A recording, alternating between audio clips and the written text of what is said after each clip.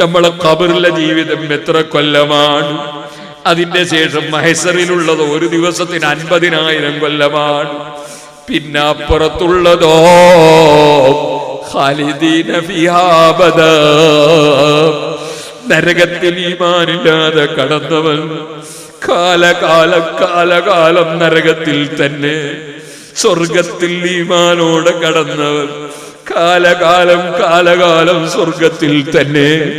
അതൊരു 100 കോടി കൊല്ലമാണോ? അല്ല. ഒരു 100,000 കോടി കൊല്ലമാണോ? അല്ല. ഒരു കോടിയാണോ? അല്ല. കോടി കോടി കോടി കോടി കോടി കോടി കോടി കോടി കോടി കോടി കോടി കോടി മരണം വരെ ഞാൻ കോടി എന്ന് ആവർത്തിച്ച് പറഞ്ഞാലും തീരാത്ത കാലമല്ലേ പാരത്രിക ലോകത്തെ ജീവിതം. ആ ജീവിതം നഷ്ടപ്പെടുത്തുന്ന ഒരു ജീവിതം ദുനിയാവിൽ വേണ്ട കേട്ടോ.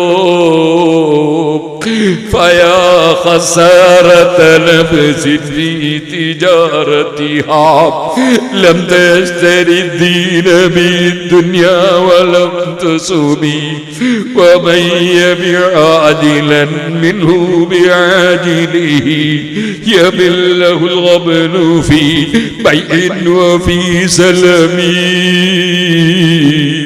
ബുറുദലെ ചെല്ലാറില്ലേ നിങ്ങൾ?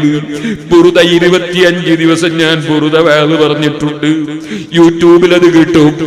ഓ സുഹൃത്തുക്കളെ, എത്ര കാലം ഇവിടെ ജീവിതമുണ്ടെന്നറിയില്ല.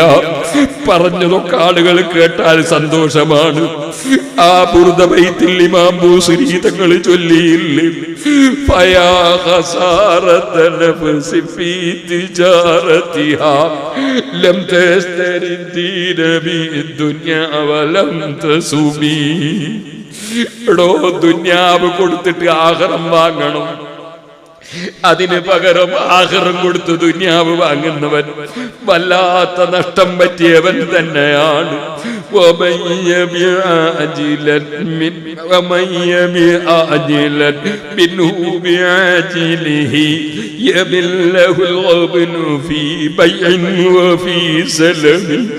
കച്ചവടത്തിൽ വലിയ നഷ്ടം പറ്റിപ്പോയി.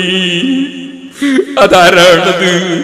ഈ താഴ്ന്ന ദുനിയാവിലെ സുഖവും, ഈ ദുനിയാവിലെ കളി, ഈ ദുനിയാവിലെ ചിരിയും, ദുനിയാവിലെ സുഖാനുഭൂതികളും അത് വിലക്ക് വാങ്ങി കാലകാലം ഹബീബ് നബി സല്ലല്ലാഹു അലൈഹി വസല്ലം തങ്ങളുടെ കൂടെ, സർവ അമ്പിയാക്കളുടെ കൂടെ, സർവ സിദ്ദീഖീകൾ സഹാബികളുടെ കൂടെ, സർവ ഔലിയാക്കൾ ആരിഫീകൾ സാലിഹീകളുടെ കൂടെ സ്വർഗത്തിൽ കാലകാലം സന്തോഷപൂർവ്വം ജീവിക്കാനുള്ള ആ ജീവിതം നശിപ്പിച്ചു കളഞ്ഞു, നഷ്ടപ്പെടുത്തി കളഞ്ഞു.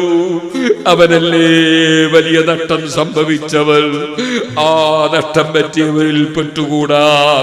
തഖ്വയോടെ ജീവിച്ച് മരിക്കാൻ ഈ പാവപ്പെട്ട എനിക്ക് റബ്ബ് തൗഫീഖ് തരാൻ നിങ്ങൾ ദുആ ചെയ്യണം.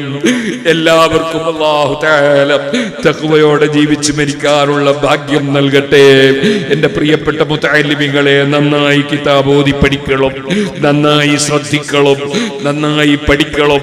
ഒരു ക്ലാസും നഷ്ടപ്പെടുത്താൻ പാടില്ല.